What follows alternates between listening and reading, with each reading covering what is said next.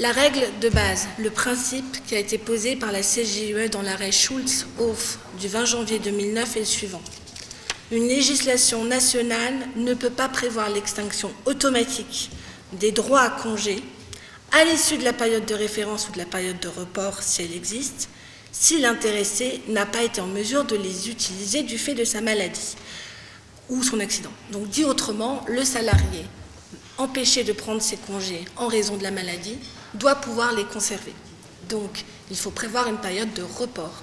Et si le salarié ne revient pas pendant cette période de report et que le contrat est rompu, il a droit à l'indemnisation de ses congés non pris sans limitation. Ça, c'est la règle, le principe. Il y a une exception qui est très limitée, qui a été posée par l'arrêt KHS du 22 novembre 2011, qui vise le cas d'une absence longue durée, c'est-à-dire pendant plusieurs périodes de référence consécutives. Et dans cette hypothèse, la CJUE a admis de manière exceptionnelle, au regard de la finalité de la directive, que dans ce cas, le salarié puisse perdre ses droits alors même qu'il n'a pas pu les exercer parce qu'il est toujours malade. Alors, ces arrêts dont vous avez forcément entendu parler, pour moi, cet arrêt pose une certitude, c'est que la péremption, ou la date d'expiration des droits du salarié malade à l'issue de la période de report, elle ne peut concerner que le cas d'absence de salarié pendant plusieurs périodes de référence consécutives. Plusieurs, c'est au moins 2, ce n'est pas au moins une, à mon sens.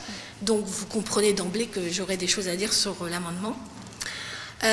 En revanche, donc au-delà de cette certitude, j'ai beaucoup d'interrogations et je pense que c'est normal que la CJUE n'ait pas été plus précise sur le point de départ de la période de report ni sur la période de référence, parce que comme elle l'a déjà exprimé de manière constante, ce n'est pas le rôle de la CJUE de définir la période de report. Le rôle de la CJUE est de vérifier que, au regard de la finalité de la directive, la mécanique de report qui est prévue par le droit national est compatible ou pas. C'est la seule chose qu'elle fait, donc ce n'est pas si étonnant qu'on n'ait pas davantage de précision sur ces questions pratico-pratiques du point de départ du report et de la période de référence qui pourrait être retenue pour définir la période d'absence longue durée, la période d'absence pendant plusieurs périodes de référence consécutives. Alors, sur le point de départ de la période de report, l'arrêt KHS ne permet pas de répondre à la question de savoir si dans notre droit français, qui connaît des périodes différentes, puisqu'on a une période d'acquisition en année N et une période de prise en année N+1. L'arrêt KHS ne permet pas de savoir si c'est la période d'acquisition ou si c'est la période de report qui devrait valablement être prise en cause, parce qu'en droit allemand, qui était le droit concerné, la période d'acquisition et la période de prise des congés coïncident. C'est l'année civile. Donc, on peut regarder l'arrêt dans tous les sens, on n'a pas de réponse certaine.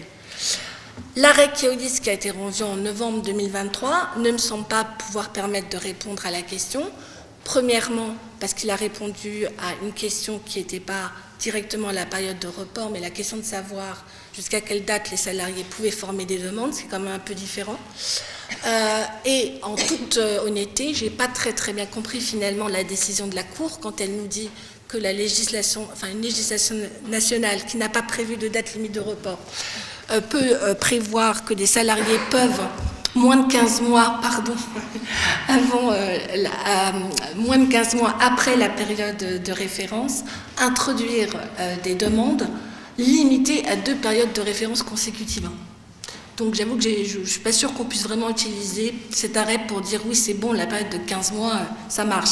C'est surtout que finalement, compte tenu de ce que je viens de vous dire, ça n'a pas de sens de se poser la question de savoir si 15 mois marche ou pas, si on ne connaît pas le point de départ. Une période de référence, ce n'est pas qu'une durée, c'est aussi un point de départ. Et moi, il me semble logique de considérer que, contrairement à l'amendement, le point de départ de la période de report devrait être non pas la fin de la période d'acquisition, ce qui est prévu dans l'amendement, mais la fin de la période de référence. Le point, et en fait c'est un raisonnement très simple, c'est simplement de se rappeler quelle est la cause de la période de report. La cause de la période de report, c'est le fait que le salarié ne peut pas prendre les congés. Donc, puisqu'il ne peut pas les prendre et qu'on doit prévoir une période de report, c'est forcément qu'on a pris en compte la période de prise des congés. Et ça, c'est mon avis. Mais en fait, je voudrais quand même signaler qu'il me semble que c'est ce qu'avait retenu le Conseil d'État dans son avis de 2017, même si j'ai compris qu'il a dit l'inverse dans l'avis sur l'amendement. Je vais quand même... Non, mais je vais... En tout cas, en 2017, le Conseil d'État semble un peu d'accord avec moi ou l'inverse, sans être prétentieuse. Alors, je vais quand même vous lire le point 3 de l'avis. Et il y a aussi le point 1, mais je vous lis juste la fin. En l'absence de dispositions législatives blabla, puisque c'était notre cas, fixant une période de report des congés d'un agent qui s'est trouvé du fait d'un congé maladie dans l'impossibilité de prendre au cours d'une année civile donnée. Donc là, on fait le constat que pendant la période de prise, l'année civile, il n'a pas pu les prendre. Le juge peut en principe considérer, afin d'assurer le respect des dispositions de la directive blabla, que ces congés peuvent être pris au cours d'une période de 15 mois après le terme de cette année. Cette année étant la période de prise, hein. C'est ce qu'il a dit dans la phrase d'avant. Donc moi j'ai l'impression, mais vous avez d'autres développements dans le point 1 de l'avis, hein, où il dit très clairement, allez je le dis, selon la Cour, la durée de la période de report doit dépasser substantiellement celle de la période au cours de laquelle le droit peut être exercé. Donc ça me paraît clair. Le Conseil d'État en 2017 semblait considérer que le point de départ de la période de report, c'est forcément la période de prise. Moi, je suis complètement d'accord avec ça, et je ne suis pas d'accord avec... je suis très réservée, sur l'amendement qui a été adopté déjà par l'Assemblée nationale.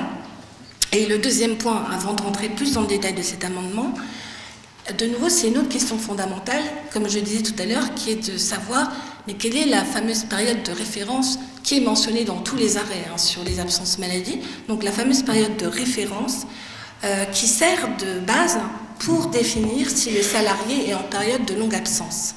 Et de nouveau, dans la même logique, l'arrêt KHS, puisque c'est lui qui a posé ce critère essentiel de absence pendant plusieurs périodes de référence consécutives.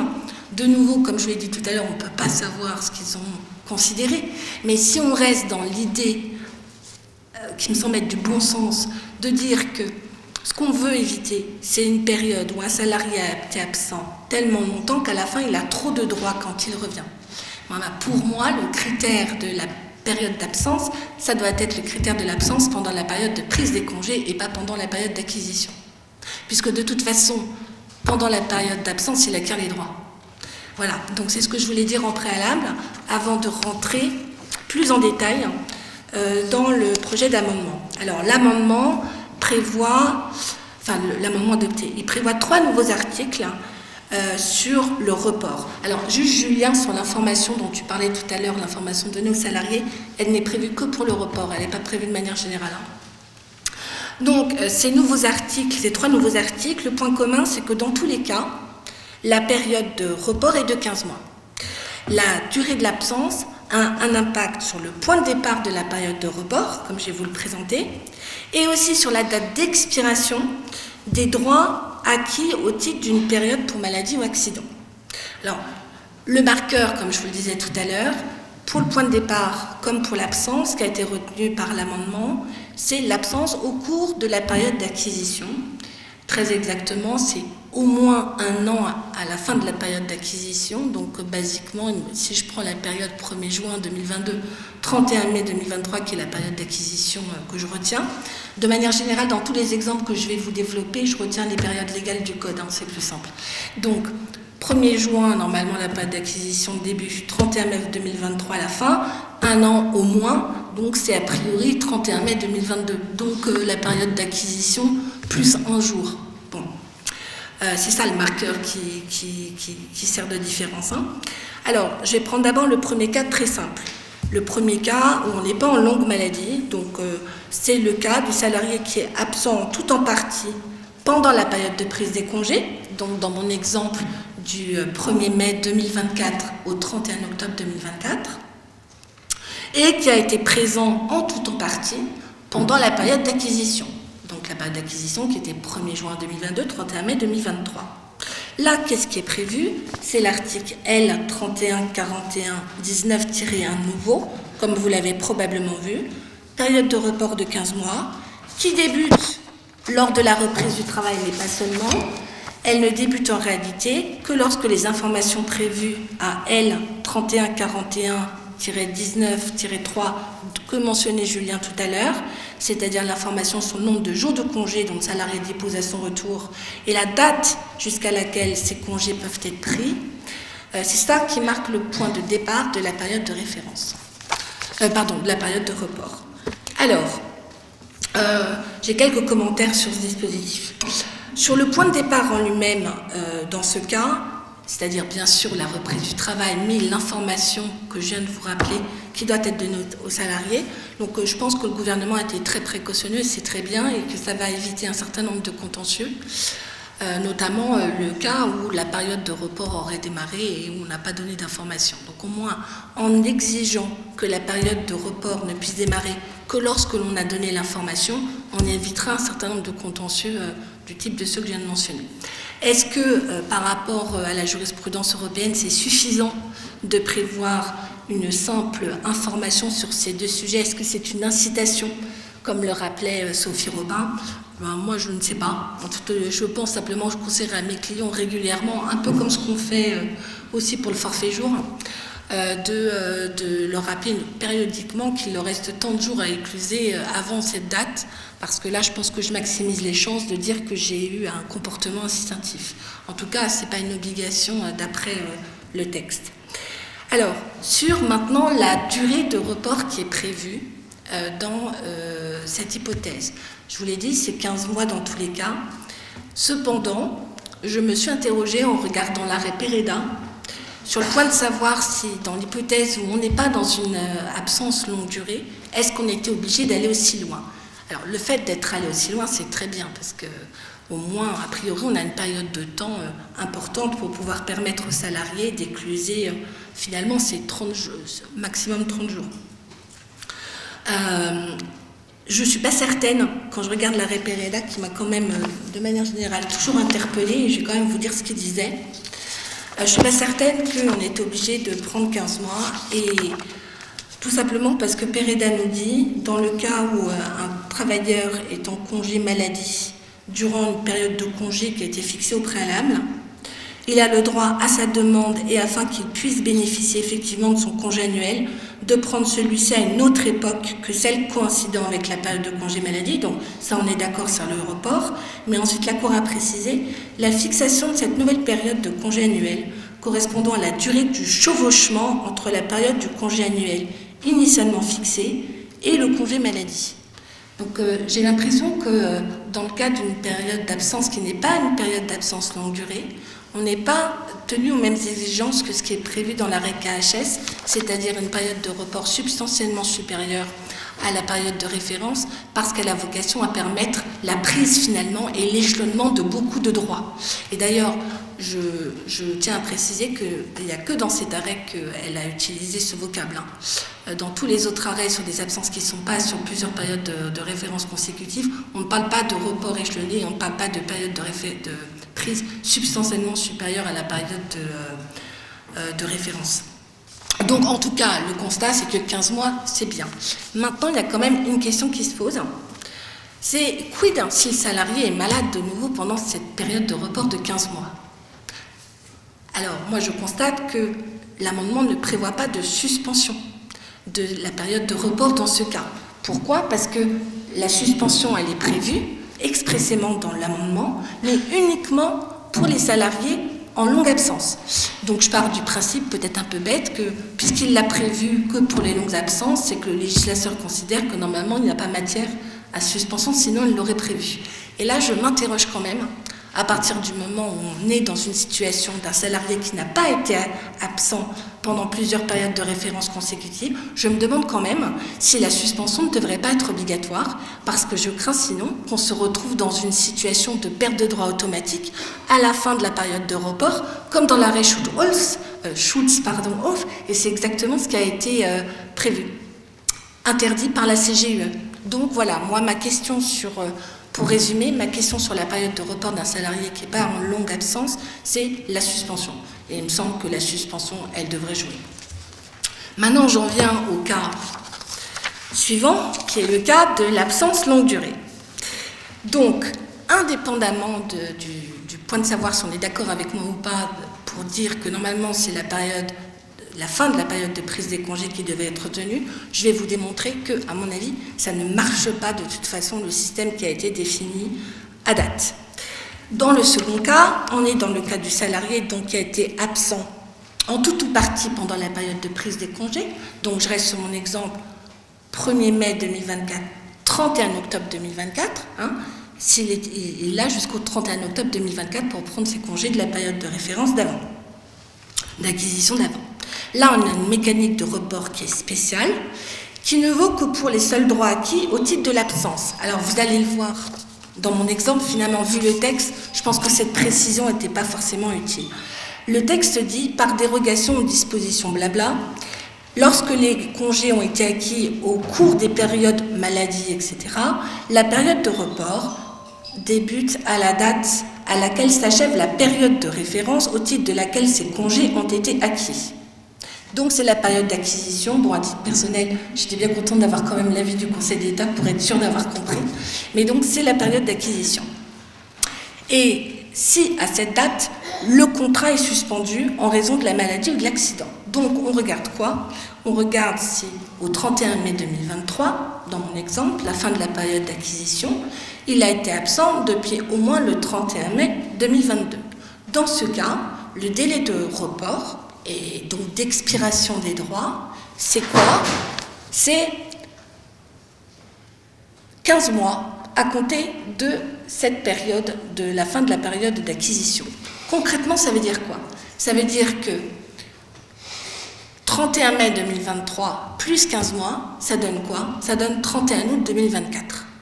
31 août 2024, c'est antérieur à la date d'expiration normale des droits au titre de cette période de référence qui normalement est le 31 octobre 2024.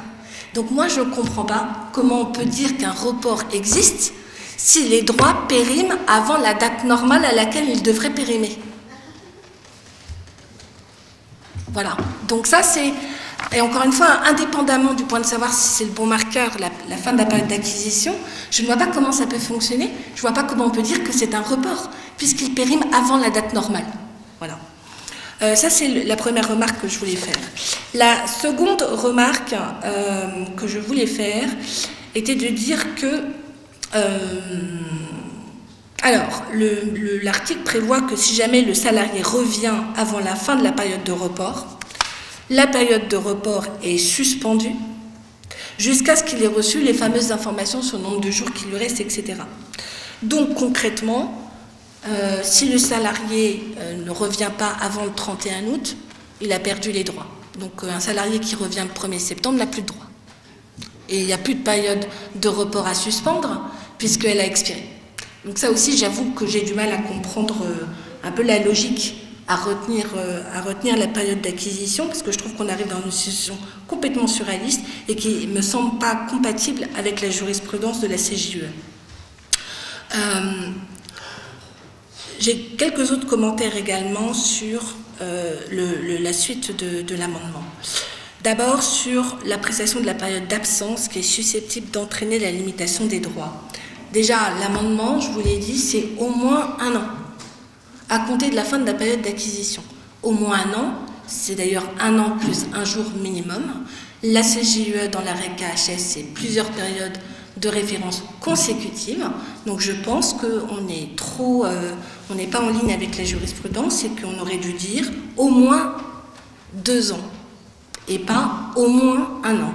Donc je crains que si la loi est adoptée telle qu'elle, j'exclus pas qu'il y ait des difficultés s'il y a des questions préjudicielles vis-à-vis de la CJUE. Voilà. Ensuite, l'autre point également est que, mais ça c'est bon, plus prospectif, le fait que la possibilité de la date de péremption des droits en question sont uniquement ceux qui sont acquis au titre de la maladie ou de l'accident. Alors, je vous disais tout à l'heure, je ne suis pas sûre que cette précision était utile complètement, parce que à partir du moment où on a retenu la période d'acquisition comme marqueur de l'absence, forcément, les droits acquis pendant cette période, si le salarié était absent, ce qui est prévu par le texte, c'est forcément des droits acquis au titre de la maladie ou de l'absence. Donc je ne suis pas sûre que c'était indispensable de rajouter cette précision dans le texte, puisque la mécanique qui a été retenue, qui est absent au moins pendant la période de référence plus un jour, quand on en arrive à la question du report, on ne parle forcément que de droits qui ont été acquis au titre de la période d'absence. Mais bon, ça ne mange pas de pain de le dire. En revanche, je ne suis pas complètement certaine. Alors c'est très bien parce que c'est compatible avec les décisions de la CGE. En revanche, je ne suis pas complètement certaine, notamment quand je regarde l'arrêt Frapport, que c'était indispensable. Parce que dans l'arrêt Frapport, la Cour de justice de l'Union européenne n'a pas, semble-t-il, de mon point de vue, dit, puisque les demandes portaient sur des droits acquis au titre d'une période de travail avant une longue période d'absence. C'était ça les demandes dans l'arrêt Frapport. Et là, la CGE, elle a simplement dit, voilà, et je vais vous dire ce qu'elle a dit très exactement, parce que ça me paraît important. La directive blabla s'oppose à une réglementation nationale en application de laquelle le droit au congé annuel d'un travailleur acquis au titre d'une période de référence au cours de laquelle il a travaillé, avant de se trouver dans une situation d'invalidité totale blabla, alors que, donc ça s'oppose à ce qu'il les perde, alors que l'employeur n'a pas en temps utile mis le travailleur en mesure d'exercer ses droits. Et de nouveau, quand on regarde l'arrêt Frapport, qu'est-ce qui s'était passé? On était sur du droit allemand, donc acquisition, année civile. La période considérée, c'était l'année 2014. Le salarié avait été absent à partir de décembre. Et la demande portait sur les droits antérieurs à décembre 2014, donc de janvier à novembre 2014. Mais dans cette hypothèse-là, le salarié s'était retrouvé en situation en décembre 2014 de n'avoir pris aucun jour de congé, alors que normalement c'est 2014. Donc la circonstance était très particulière, qui est qu'il aurait pu les prendre, mais l'employeur ne l'avait pas mis en temps utile, en mesure de le prendre. On se retrouvait quasiment à la fin de l'année, il n'avait rien pris. Donc c'est pas très choquant que la CGE ait dit oui, bah, ça peut pas, que l'invalidité, tout ça, la limitation des droits dont on a parlé, ça ne peut pas concerner ces droits-là parce que l'employeur les a pas mis en temps utile, en mesure de les prendre. Mais imaginons le cas d'un salarié qui serait absent pendant plusieurs périodes de référence consécutives. Et si on retient ma proposition, pendant les périodes de prise des congés. Là, ça marche bien en plus comme exemple. Donc, il est absent pendant 3 périodes consécutives de prise des congés. Et donc, la question se pose de savoir si, finalement, est-ce que le cumul des droits et la période de report dont on parle, est-ce qu'elle n'aurait pas pu jouer finalement sur les droits acquis avant l'absence pendant les périodes de prise de congé? Parce que, dans mon exemple, justement, le salarié, quand il tombe malade, il n'est plus en capacité de prendre ses droits acquis au titre d'une période de travail puisqu'il tombe pile malade pendant la période de prise des congés payés.